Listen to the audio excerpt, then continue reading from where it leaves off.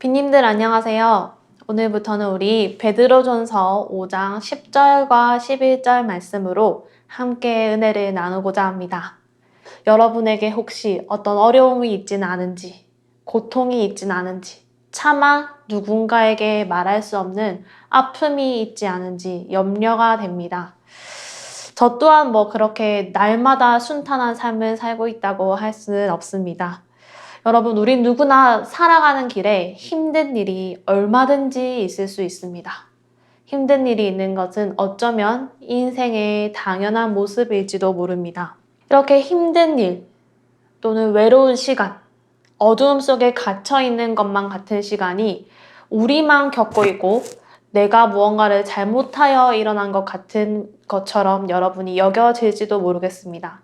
그러나 여러분, 우리에게 한 가지 위로로 다가올 수 있는 것은 이런 아픔이나 고통, 고난이 성경에서도 역시 발견되어지고 있다는 것입니다. 성경에도 무수한 고통에 대한 부르짖음들이 있습니다. 제가 몇 가지 떠오르는 것을 나눠보면요. 먼저 모세가 생각이 납니다.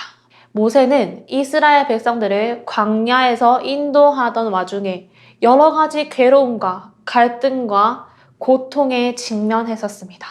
그때마다 혼자 산에 올라가서 하나님께 부르짖기도 해보고요. 이스라엘 백성들에게 화를 내보기도 했습니다. 또 누가 있을까요? 여러분, 고통하면 대표적으로 생각나는 성경이 있죠. 욥기입니다.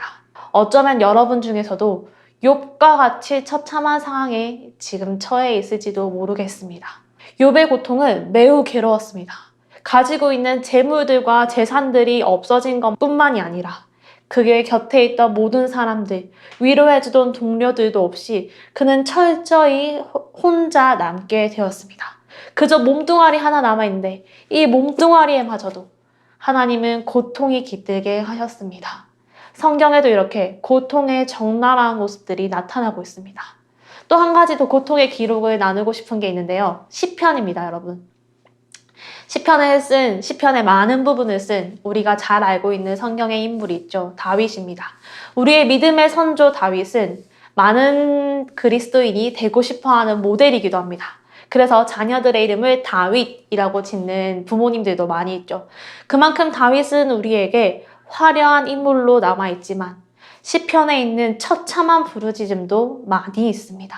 다윗의 기록으로 인하여 그리스도인이 성도가 당하는 고통이 얼마나 비참하고 괴로운지 우리는 시편의 성경을 읽을 때 조금이나마 맛볼 수 있습니다. 여러분, 성경에서도 고통과 고난은 등장하고 있습니다.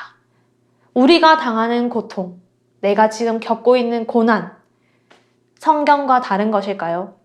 그렇지 않습니다, 여러분.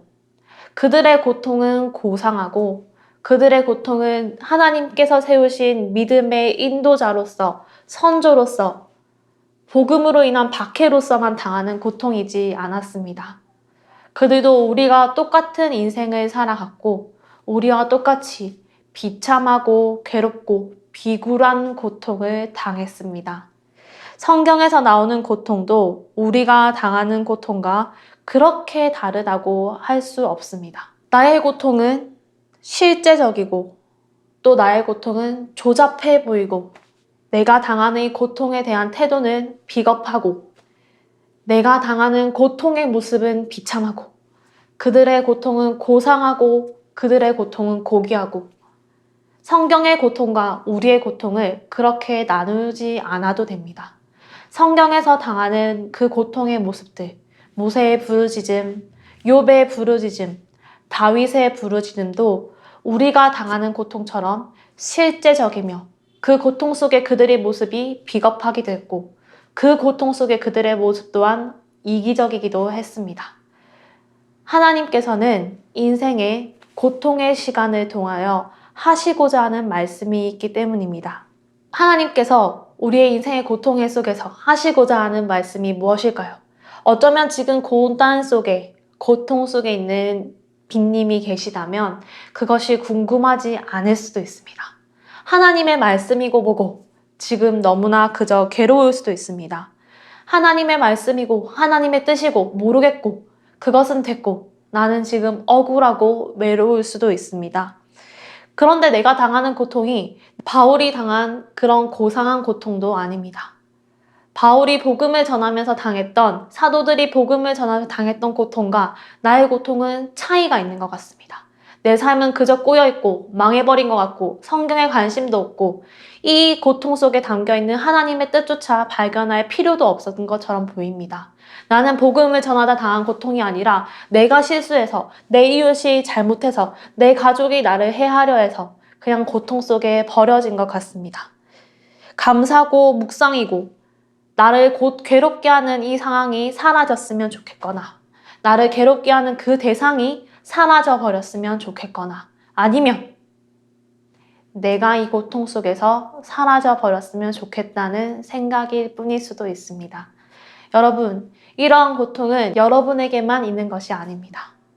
저에게도 있고요, 우리에게 있고요, 성경에서도 있는 고통이라는 것입니다. 여러분이 지금 지쳐있지만, 외롭지만, 답답하지만 이 말씀 가운데 하나님께서 우리를 불러 모아줬다는 사실이 여러분에게 들려졌으면 좋겠습니다.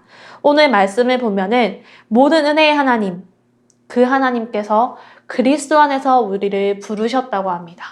우리가 고난 중에 있는 시간에도, 고통 중에 있는 시간에도, 어둠 속에 갇혀 있는 시간에도 희미하게나마 아니면 이 말씀을 들음으로 억지로라도 한 가지 들려지고 새겨지고 기억할 수 있는 것은 이 시간에도 하나님이 우리를 말씀 앞으로 부르고 계신다는 것입니다. 여러분, 제발 좀 성경을 펴서 읽으세요. 제가 기도를 하세요. 기도 안 하니까, 말씀 안 읽으니까 괴롭죠. 믿음 생활 못하니까 벌이 주어진 거죠.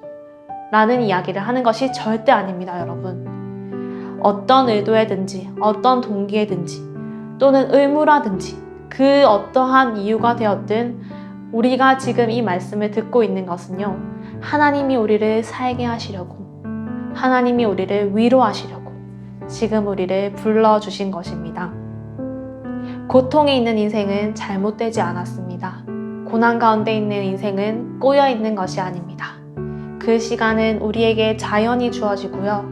그 시간은 우리에게 어떠한 의미를 갖고 지나가고 있는 시간이 됩니다. 지금 이 시간은 그 의미가 무엇인지 궁금하지도 않고 지금 이 시간은 이 고통의 뜻이 무엇인지 알고 싶지도 않을 수도 있습니다. 그렇지만 이 말씀을 들음으로 우리가 기억할 수 있는 것은 하나님께서 우리를 지금 이 자리에 부르셨다는 것입니다. 하나님께서 우리를 은혜 가운데 그리스도 안에서 고통 중에 이 말씀을 들려주고 계시다는 것입니다. 당장은 이 고통을 해결할 수도 없고 풀어갈 수도 없지만 여러분, 우리는 한 가지를 기억하면 좋겠습니다. 고통 속에 하나님이 함께 하시며 그 고통 속에서도 하나님은 선하시다는 것입니다. 무조건 우리를 굴복하고 내가 틀렸어, 하나님이 오라 라는 억지를 부리는 것이 아니라요, 우리가 이 와중에도 기억하고 신뢰하고 또 이렇기 때문에 피할 수 있는 한 가지 사실은 그분이 크시며 고통 가운데도 여전히 선하시며 우리는 비참하다는 사실입니다. 비참한 우리가 고통에 버려져 있지 않다는 것, 이 와중에도 하나님의 선하신 뜻이 살아서 폭발적으로 역사하고 있다는 것, 그것을 기억하며 부르신 이 자리에서 지금 들려주시는 이 말씀으로 힘을 얻고 위로를 얻고 다시금 견뎌낼 수 있는 우리 모든 빈님들이 되기를 소망합니다. 하나님 아버지, 지쳐있는 우리들을, 쓰러져 있는 우리들을, 어쩌면 도망하고 있는 우리들을 오늘도 사랑하시어서 말씀 앞에 불러주시니 감사합니다. 모든 은혜의 하나님께서 그리스도 안에서 우리를 부른 자리를 기억하게 하시고 잠깐 당하는 이 고난 중에 끝이 있다는 것이 발견되어지게 하시고 그 끝이 하나님으로부터 말미암는다는 것을 기억하게 하여 주시옵소서. 고통 중에 괴로워하고 있고 고난 중에 외로워하고 있는 우리들을 불쌍히 여겨주시어서 지금도 하나님이 선하시며 그 사랑의 뜻을 따라 우리를 포기하지 않으셨다는 것을 이 말씀을 듣고 나누고 묵상하며 우리에게 위로로 다가와 질 수 있도록 주님 우리를 돌보아 주시옵소서. 지쳐있는 우리 빛나는 교회 모든 빈님들을 주님의 은혜로 붙들어 주시옵소서. 우리의 소망 되시는 예수님의 이름으로 기도드립니다.